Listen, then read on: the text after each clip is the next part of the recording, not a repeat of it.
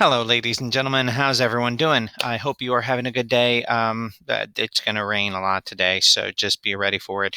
You're stuck inside most of the day. Hopefully, you've been getting outside and doing some things outside. It's been nice. Okay. I just want to give you a heads up today. We are going today to do 924. Day one. We're going to finish it tomorrow. This is a challenging lesson with a lot of information. Now, well, the basic of the foundation of it is pretty straightforward, but it can be pretty confusing. You definitely need a calculator. You must have a calculator. So if you have one, please pause it, go find it, get it, make sure you have it. You might have one on your Chromebook. Of course, you have one on your Chromebook, but it's going to be kind of annoying to pause a video, go use a calculator. So if you have a handheld calculator, that'd be huge. You really, really, really, really need it. Otherwise, it'd be kind of stupid. Today's lesson is kind of pointless without a calculator. So please try to have one, okay? You can follow along with me. It's just going to be a lot better if you can do it with your calculator. And you need a paper because we're going to do some writing stuff down, okay?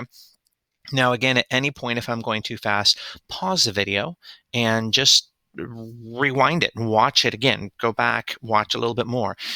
Just make sure you get this information, okay? And I'll try to summarize it at the end. Your homework is 110, 116, and 119, or you can do it off the worksheet. You know how the drill goes. Cool?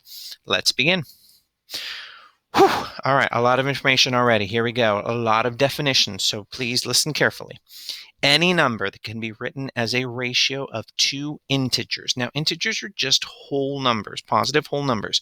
So any ratio that can be written as a ratio of two integers, one over the other, with b not being equal to 0. And we know b can't be 0 because if it was 0, then you can't divide by 0, so that would not work. Any ratio, any number that can be written like that is called a rational number. A rational number can be matched to exactly 1 point on a number line. There are many other points on a number line, however, for which there is not a corresponding rational number. These numbers are called irrational. Makes sense. If it's not rational, it's irrational. Numbers, the perfect example of an irrational is pi.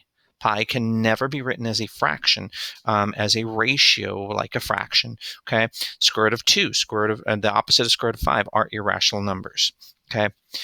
Rational numbers and the irrational numbers make up all of the numbers on a number line and together are called real numbers. You're like, real numbers? What's going on? All rational and irrational numbers that can be written as a fraction or not, are real numbers. Yes, there is something that's not called fake numbers. It's called imaginary numbers. We've mentioned it before. You're going to study those. A lot of you will study those in high school, okay? Don't worry about them now. Just know that rational and irrational are all real numbers. You will learn how to identify a number as rational or irrational. You will also write decimals as fractions to show that they are rational. Then you will compare these kinds of numbers and place them on a number line. We're going to start that today, but we're not going to do the number line thing until tomorrow, okay? All right. In previous courses, now another way to say rational numbers is numbers that terminate or repeat. Okay, and here we're talking about it. In previous courses, you worked with decimals that repeated and terminated. Terminated means the end, to end, like Terminator ends people. Or repeating means they repeat the same pattern, okay? All of these are called rational numbers because they can also be written as a ratio, like 2 over 3 or 5 over 1. All of those can be written as a ratio or a fraction. Therefore, they are rational numbers if they terminate or repeat. Okay, see that? So you might want to write that down. Rational numbers. Oh, I don't have my pen going. Otherwise, it's kind of funky there. Okay, rational numbers. Okay, write this down. Rational numbers. Okay, decimals that terminate and repeat. Okay, or repeated and terminated. If they have terminating or repeating numbers. Okay, decimals or numbers that terminate or repeat are rational numbers. However, there are also some numbers that do not repeat or terminate when they are written as a decimal, such as the square root of 2.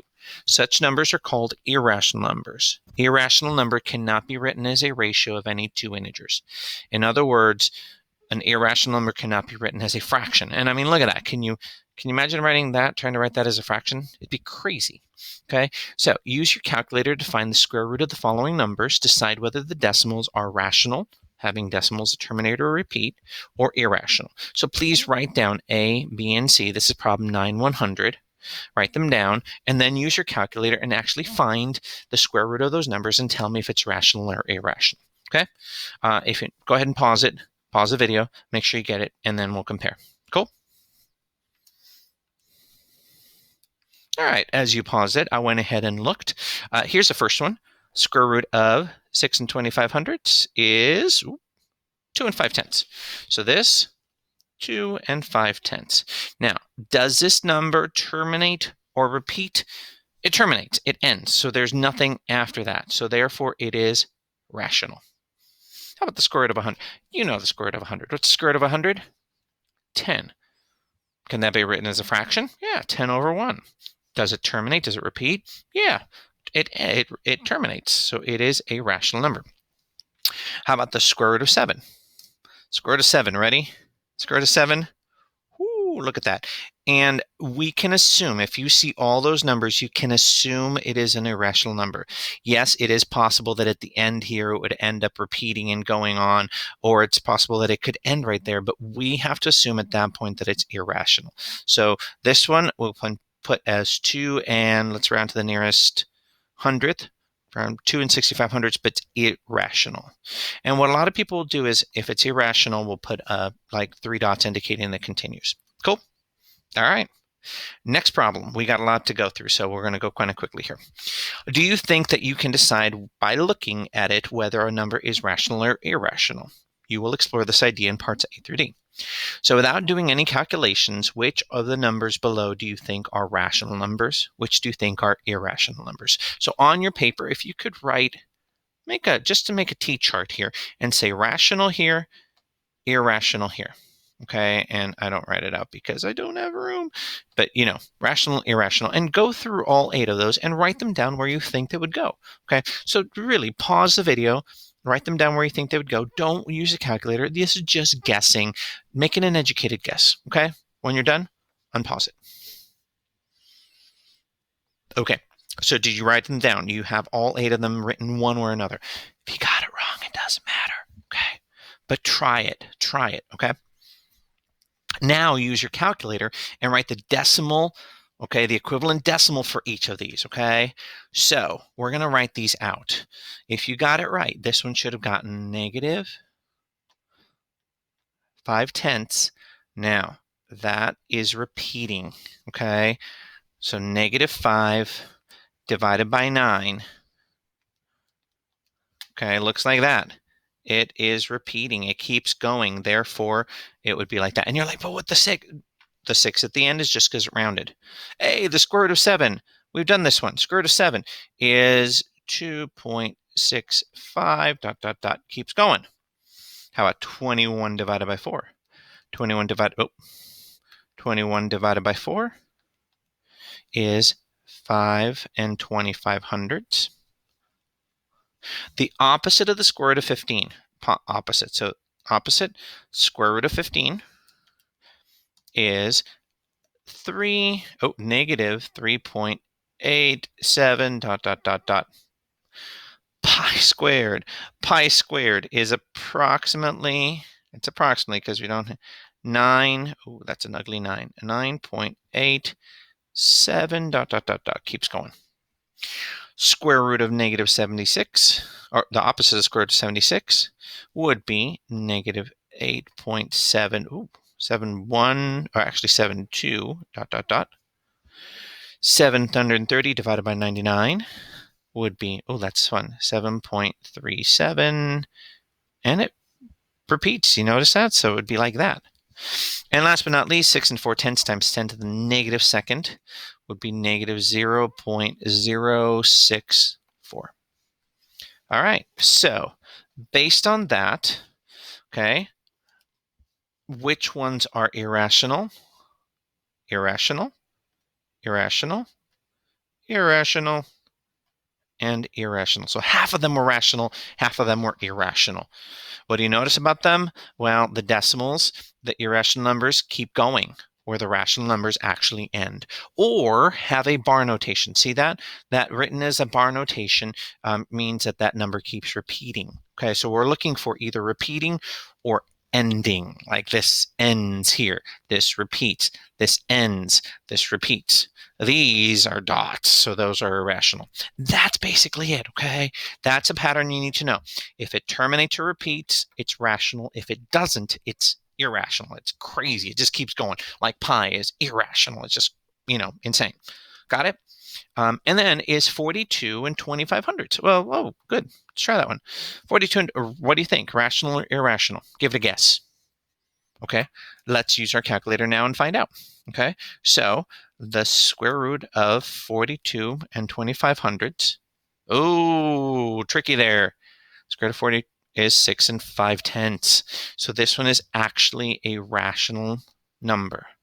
Rational number because it terminates. Okay. Next slide. Every rational number can be written as a fraction, that is, as a ratio of two integers. Since 78 hundredths, see, look how we write it, how we're saying it, is described in words as 78 hundredths, it is not a surprise that the equivalent fraction is 78 hundredths. Use what you know about place value to rewrite each terminating fraction or decimal as a fraction. Check your answer with the calculator. So this one, guys, we're good at this. You guys have been really good at this. So this should be pretty easy. This one, read it, 19 hundredths. So it's 19 hundredths. Cool. Hey, write these down and do it. Write them down and think about the words. Think about how you would say it, and then do it. Cool. And then when you're done, unpause. All right. Here we go. Let's see if you were right. So 391 thousandths. So 391 over 1,000. This one, well, that one is tenths. That one is 1,000. So it'd be 1 over 1,000. This one, 19 thousandths. This one, 3/10. And this last one, 524 thousandths. See, since I've been forcing you guys to read these numbers formally, this problem becomes really easy. For some people, this is really, really tough because they've never read these fractions as 78 hundredths. They have no idea. Okay, so hopefully that went well for you. We practiced some in class. Make sure you got these written down. Got it? Okay, this next one, this last problem for today is a little bit confusing, so please try to stick with me here. Well, actually, we got two problems here. Jessica knows that 57 hundredths, that's a decimal point there, with the bar notation is rational number. Why? Rational because it keeps going. It repeats. It repeats. So she should be able to write it as a fraction. She wonders how to rewrite it, though. She started to rewrite it as 57 over 100, but she's not sure if that's correct. Is 57 over 100 equal to 5700 with the bar? Correct answer? No, it's not. Because 5700 would be this. But what do we have here? We have that. That's not the same, because right here, all of these are zeros. So if this is rational, how can we write it as a fraction? Let's learn this really cool trick. Last problem. To help Jessica with the problem, find the decimal equivalents of the fractions below. And so what we're going to do is, using your calculator, I want you to, again, I'm sorry, there's a lot of writing, but please write these six fractions down, A, B, C, D, E, F, okay? And then actually use your calculator and do like 19 divided by 99. And when you get 19 divided by 99, interesting, you get this. 391. So while I'm doing it, you do it and see if you can beat me. Or, and again, if I'm catching up with you, or if I'm going too fast, slow me down, pause me. Otherwise, follow along. See if you can go a little bit faster than I'm going, okay?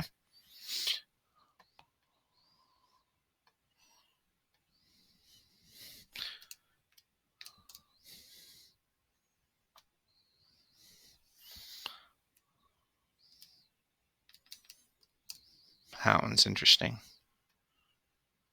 And all I'm doing right now, guys, is just plugging it into my calculator and writing down what I see. Now, again, look for the patterns that repeat. If you notice, all of these repeat. How? Why? Okay. Oh, I did that one wrong, didn't I?